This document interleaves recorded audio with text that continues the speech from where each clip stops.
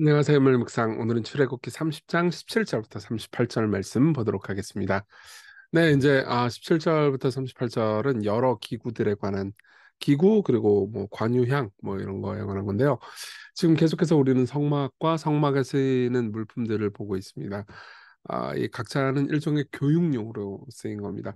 그러니까 이런 기구들을 우리가 성막에서 볼 때, 우리의 신앙생활 이런 거구나. 우리의 존재는 이런 존재구나. 하나님이 이런 분이시구나. 하나님 만나면은 이런 삶을 살아야 되는구나. 이런 것들을 배우기 위한 교재들인 거죠. 그걸 한번 생각하면서 내용 볼게요. 17절부터 보겠습니다. 여호와께서 모세에게 말씀하여 이르시되 너는 물두멍을 노스로 만들고 그 받침도 노스로 만들어 씻게 하되 그것을 회막과 제단 사이에 두고 그 속에 물을 담으라. 그러니까 성막이 있고 뜰이 있잖아요. 그러면 뜰에서 성막으로 들어가기 전에 이제 있는 기구가 물두멍입니다. 물두멍 사진 보여드릴게요. 예, 뭐 대야죠, 대야, 세숫대야. 예, 영어로도 베이신이에요. 세숫대야. 그런데 브론즈로 만들었습니다. 금이 아니에요. 이거는 노스로 만들었습니다. 그래서 아론과 그의 아들들이 그 두멍에서 수족을 씻되 그들이 회막에 들어갈 때 물로 씻어 죽기를 명할 것이요 제단에 가까이 가서 그 직분을 행하여 여호와 앞에 화제를 살을 때도 그리할지니라. 그러니까 무슨 말이냐면 이거예요. 성전에 쫙 들어가잖아요. 그럼 제일 먼저 제단이 있고 그 제단에서 제사를 지내야 됩니다. 사실 이제 제사장이 딱 세워질 때도 온몸을 씻어야 돼요. 근데 그 이후에 제사장이 성막으로 들어가기 전에 활동을 할 때는 항상 물두멍에서 손을 씻어야 됩니다. 근데 그렇지 않으면 죽어요. 그건 뭘 의미할까요? 그러니까 우리가 한 번 구원을 받고 그리스도 안에서 하나님께 깨끗함을 여김을 받는다 하더라도 그 이후의 삶에서 계속해서 매일같이 우리가 손을 씻고 회개하는 것처럼 하나님께 나아가야 안 된다. 이런 것을 가르치는 거겠죠. 이게 이제 우리 신앙생활에 있어서 물두멍이 가르쳐 주는 이제 일종의 교육 효과입니다. 이와 같이 그들이 그 수족을 씻어 죽기를 면할지니 이는 그와 그의 자손이 대대로 영원히 지킬 규례니라. 그러니까 이렇게 하지 않으면은 제사장이 이렇게 함부로 씻지 않고 성막으로 들어간다면 그럼 죽는다라는 경고가 붙어 있는 거죠. 자, 그다음 관유에 관한 이야기입니다. 기름. 여호와께서 모세에게 또 말씀하여 이르시되 너는 상등 향품을 가지되 액체 모략 500세겔과 그 반수의 향기로운 육개 250세겔과 향기로운 창포 250세겔과 계피 500세겔을 성소의 세겔로 하고 감람기름 한 흰을 가지고 그것으로 거룩한 관유를 만들되, 그러니까 기름이에요, 기름. 향을 제조하는 법대로 향기름을 만들지니 그것이 거룩한 관유가 될지라. 그럼 그 관유는 어디다 쓰는 거냐? 너는 그것을 26절 회막과 증거교에 바르고 성과 그 모든 기구이며 등잔대와 그 기구이며 분향단과 및 번제단과 그 모든 기구와 물두멍과 그 받침에 발라 그것들을 지극히 거룩한 것으로 구별하라. 이것을 접촉하는 것은 모두 거룩하리라. 보세요. 씻는 것은 죄에서 깨끗하게 해주는 건데 기름을 바르는 것은 뭐예요? 뭔가를 구별하는 거죠. 예.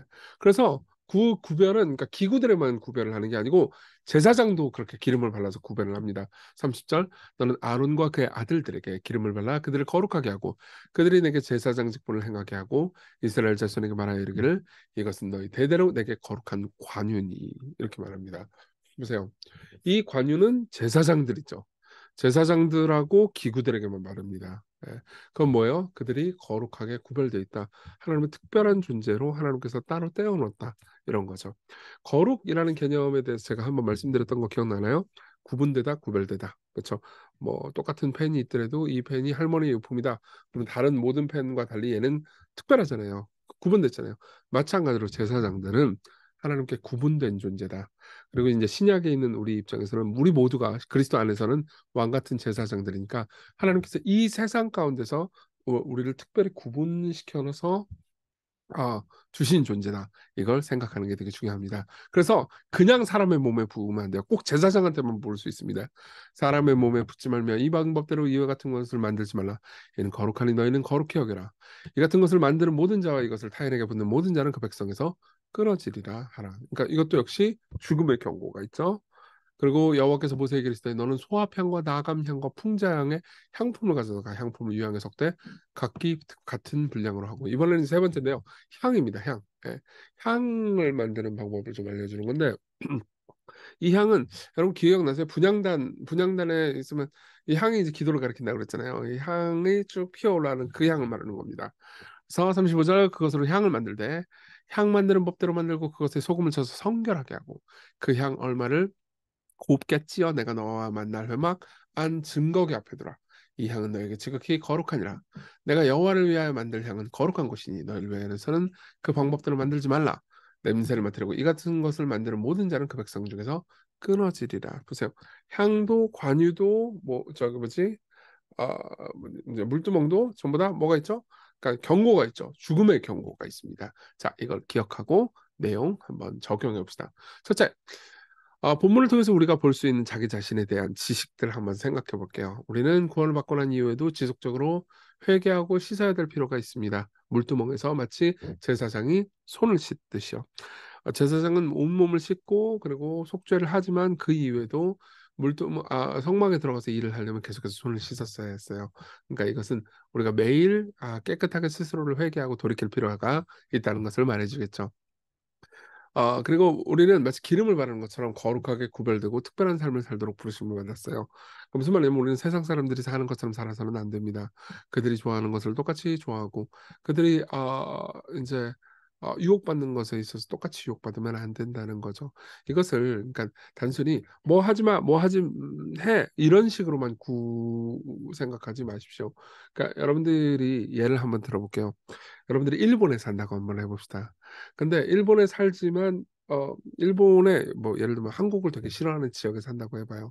그러면 아무리 여러분들이 한국을 싫어하는 그 지역에서 일본 사람들과 더불어 살아도 그래도 일본 사람들이 막 한국 욕하고 막 한국 나 뭐 이렇게 막 아무것도 아니야 뭐 이런 식으로 해도 여러분들은 같은 식으로 말하거나 행동할 수 없겠죠. 왜요?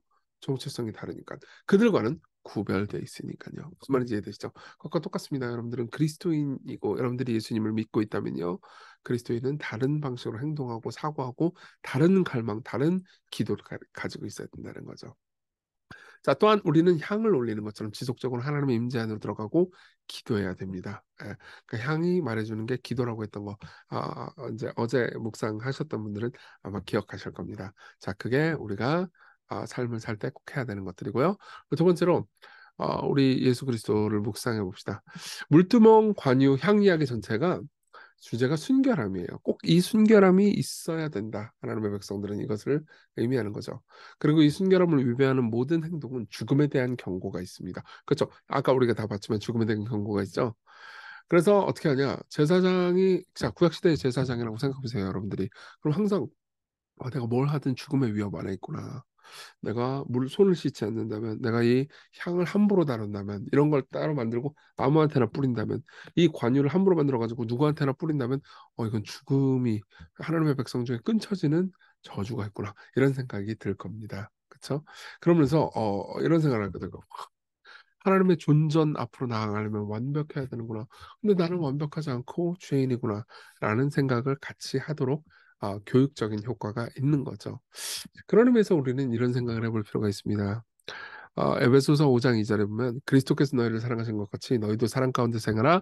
그분은 예수님은 우리를 위하여 자기를 버리사 향기로운 제물과 희생 제물로 하나님께 드리셨다. 자 보세요. 그분도 대제사장으로 이 땅에 오셨죠. 그분의 삶은 완벽한 삶이었습니다. 그분은 죄를 짓지 않기 때문에 회개하실 필요가 없었죠. 그분은 절대적으로 거룩한 분이셨고요. 절대적으로 아름다운 분이셨습니다.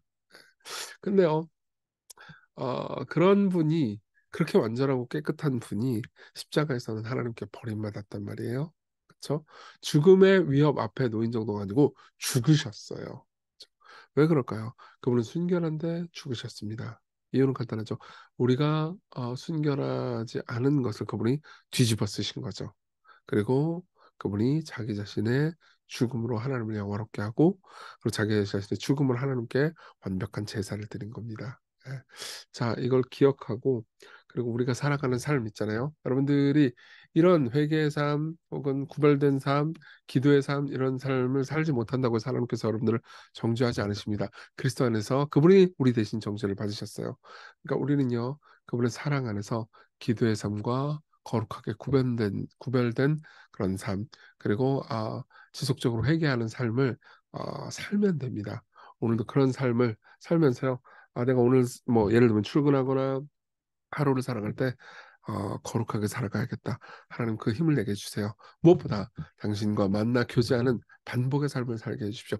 성경은 계속해서 반복합니다. 그리고 반복되는 모든 내용들을 우리가 묵상하고 삶을 살아갈 때 우리는 하나님과 깊어지겠죠. 예.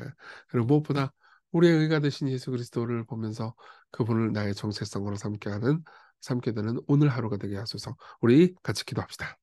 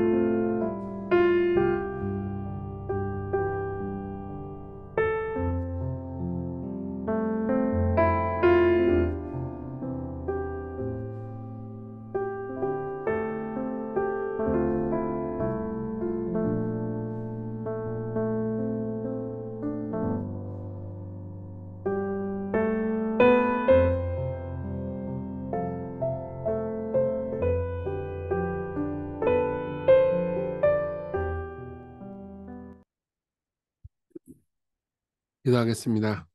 은혜로우신 하나님, 우리의 삶이 순결하고 정결하며 깨끗하게 여김받는 구별된 삶이어야 한다는 것을 생각해 봅니다.